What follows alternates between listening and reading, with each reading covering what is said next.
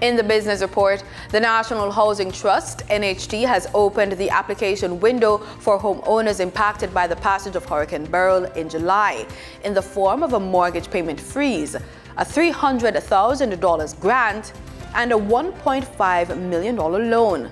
The application window will close on September 30, 2024.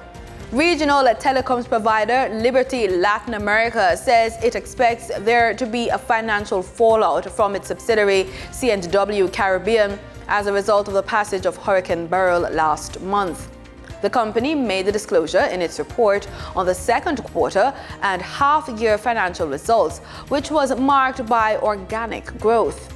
The telecoms provider also anticipates that it will need to replace up to $20 million in infrastructure and equipment which were damaged beyond repair or to enhance network resiliency.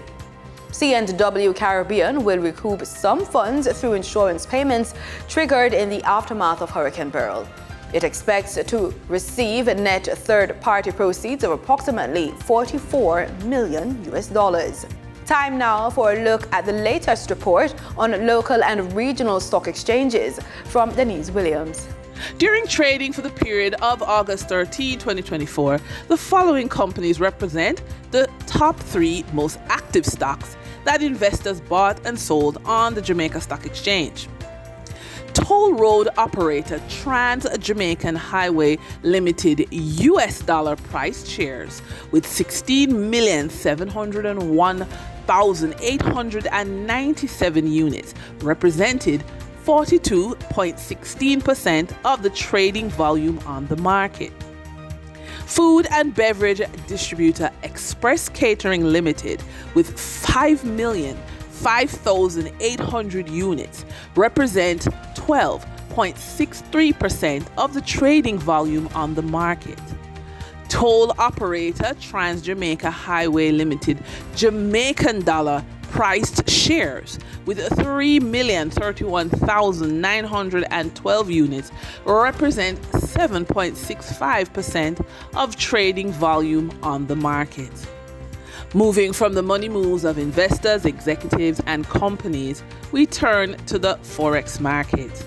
On August 13, 2024, the Bank of Jamaica reported that US $84.71 million was bought from Forex traders, while US $78.43 million was sold to Forex traders. Buying directly from the Bank of Jamaica, foreign currency traders sold the US dollar for $157.78 and bought the US dollar for $156.38. The difference between the buy and sell rate was $1.40, which represents a profit to Forex traders for every US dollar traded. Canadian Forex traders earned a trading profit of $2.33 from transactions with the Bank of Jamaica. The Canadian dollar was sold at $112.94 and bought for $115.27.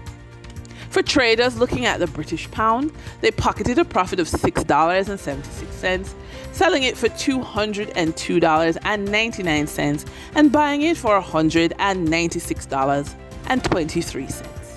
For the credit report tip of the day, if you're over 50 and planning early retirement, it's the perfect time to focus on rebuilding your credit and leveraging loans to invest in income-producing assets. We have 2 suggestions. Become an authorized user. If you have a good relationship, ask a family member or close friend with good credit to add you as an authorized user on their credit card.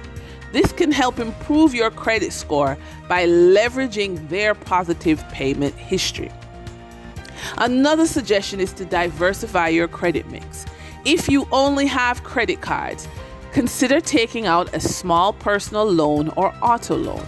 A diverse credit mix can positively impact your credit score.